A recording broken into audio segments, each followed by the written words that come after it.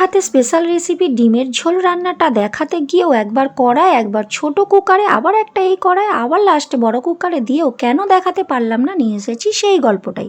চলো, good morning সবাইকে। আমি সোনালী চক্রবর্তী, তোমাদের সকলের প্রিয় মেকআপ আর্টিস্ট, নিয়ে চলে এসেছি আমার দৈনন্দিন ভ্লগের একটা ভিডিও। তো দেখতে থাকো। এই কড়াতে আমি কি করব আজকে, চিচিঙ্গে আর আলু পোস্ত করব। এই দেখো, এইভাবে চিচিঙ্গেটাকে নুন হলুদ মাখিয়ে রেখে জলটা ভালো করে নিংড়ে নিয়ে তারপরে ওটা যদি তোমরা রান্না করো, খুব সুন্দর এটা টেস্ট হয়। তারপরে ওটাকে আমি ভালো করে কষিয়ে নেব।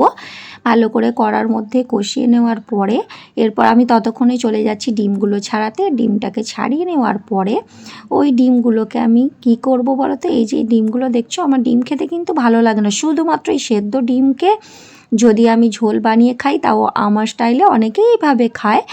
খুন্তি দিয়ে কেটে কেটে ডিমটাকে তার মধ্যে নুন হলুদ মাখিয়ে, তার আগে বলে নিই পোস্তটার কথা। পোস্ততে আমি দিয়েছি অল্প 4-5টা কাজু, পোস্ত, আদা, কাঁচা লঙ্কা আর একটা টমেটো, আর দিয়েছি কাশ্মীরি চিলি, কারণ লাল রং ছাড়া আমার খেতে ভালো লাগে না। তারপরে আমি পোস্তটাকে ভালো করে আরও কষিয়ে নিয়ে ওর মধ্যে এই যে অল্প পরিমাণ জল ঢেলে দিয়ে যতটা আলুটা মানে ডুবে যায় তারপরে চাপা দিয়ে দিলাম। তারপরে দেখো আমার অবস্থা ঘেমে নিয়ে একাকার হয়ে তোমাদের কাছে ভিডিও বানাতে এসেছি, পোস্ট দিতে চলে গেলাম ফেসবুকে। তারপরে আবার ঘর মোছা শুরু করে দিয়েছি গান গাইতে গাইতে, মার ঝাড়ু মেরে গান গাইছিলাম, তোমাদের সেটা শোনানো হয়নি। তারপরে এইভাবে ঘরটা মুছে নেওয়ার পর চলে আসলাম আবার মাছের ডিমের বড়া তৈরি করতে। এর মধ্যে কি কি দিয়েছি, এইটা কেন এত স্পেশাল আমার কাছে, সেটা জানতে হলে অবশ্যই তোমাদের কমেন্ট বক্সে কমেন্ট করতে হবে। কে কে পুরো ভিডিওটা দেখছো তবেই তো বুঝতে পারবো। কমেন্ট বক্সে মাছের ডিমের রেসিপিটা যদি আমাকে জানতে চাও, অবশ্যই আমি বলে দেবো নেক্সট ভিডিওতে। দেখো, আমি ইলিশ মাছের মাথাটা রেখেছি, এটাকে সর্ষে বাটা দিয়ে করব, এইটাই একটাই ছিল। আর এই যে কালো তেঁতুল ভিজিয়ে রেখেছি, এটার মধ্যে আমি ওই মাছের ডিমের বড়া করব, তার দিয়ে টক করব, তার মধ্যে আমরাও দেব। কিভাবে করব প্রসেসটা অবশ্যই একটু দেখাবো তোমাদের। তারপরে দেখো পোস্তটা প্রায় মাখা মাখা হয়ে গেছে। মাখা মাখা হয়ে এলে আরও একটু ভালো করে ঘেঁটে দিয়ে একটু ভালো করে গায়ে মাখা মাখা করে নিয়ে তারপরে এটা নামাবো, কারণ তবেই এটা টেস্টি লাগে। আর সামান্য স্বাদটা ব্যালেন্স করার জন্য সামান্য অল্প একটু লাস্টে চিনি দিয়ে দিতে পারো। আর যারা ঘি পছন্দ করো, একটু ঘিও দিয়ে নিতে পারো। তো এর মধ্যেই আবারও আমি চলে যাব পোস্তটা রান্না করতে করতে, তোমাদের সঙ্গে গল্প করতে করতে। মাঝে মাঝে ফেসবুকে রিলস দেখছি, পোস্ট দেওয়ার আগে আর পরে অ্যাক্টিভ থাকতে হয়, সেই জন্য আমি অ্যাক্টিভ থাকছি। দেখো, কড়াইতে তেল দিয়ে দিলাম, তারপরে ডিমগুলোকে এইভাবে কেটে কেটে নুন হলুদ মাখিয়ে ছাড়বো। তার আগে আলুটা ভেজে নিচ্ছি, ভালো করে আলুটা ভেজে নেব। একটু হলুদ দিয়ে দেবো যাতে তেলটা ছিটিয়ে না পড়ে, আর আলুটাও ভালোভাবে খুব সুন্দরভাবে ভাজা হয়ে যায়।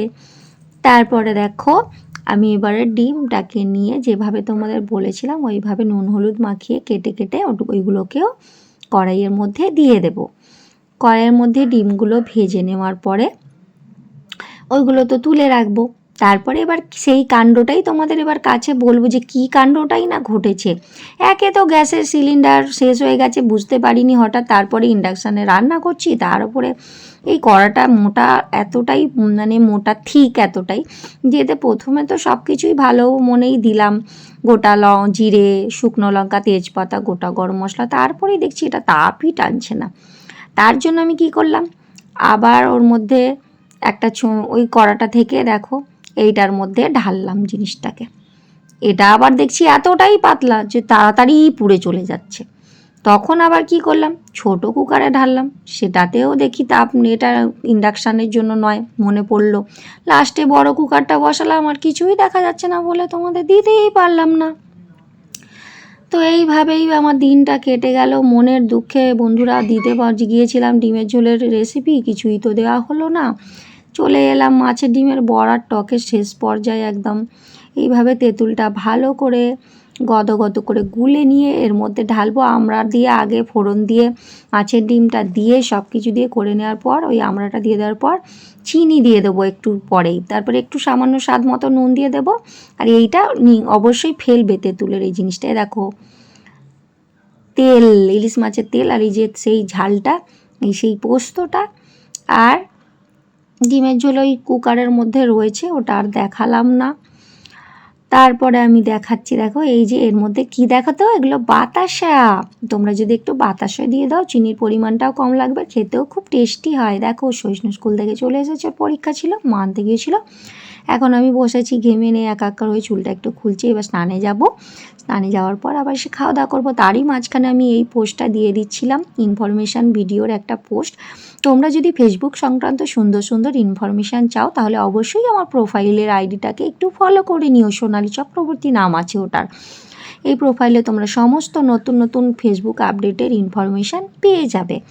তারপরে আমি দেখো এই পোস্টটা দিয়ে দেওয়ার পরে একটু বকবক করে নেওয়ার পরে আবার একটু বসে আছি, দেখে নাও আমাকে, আমি খাটের উপরে চুপচাপ বসেছিলাম। তারপরে বাইরে আবারও বৃষ্টি শুরু হয়ে গিয়েছিল, তো মনে হলো আমার বন্ধুদেরও একটু বৃষ্টিটা দেখিয়ে নিই, তাই জানালার ধার দিয়ে ক্যামেরাটাকে ধরলাম। দেখো কি দারুণ লাগছে, বৃষ্টিটা টুপটাপ টুপটাপ করে পুকুরের মধ্যে পড়ছে। এই দেখো পুকুরের মধ্যে বৃষ্টিটা কেমনভাবে পড়ছে, দেখেছো তো?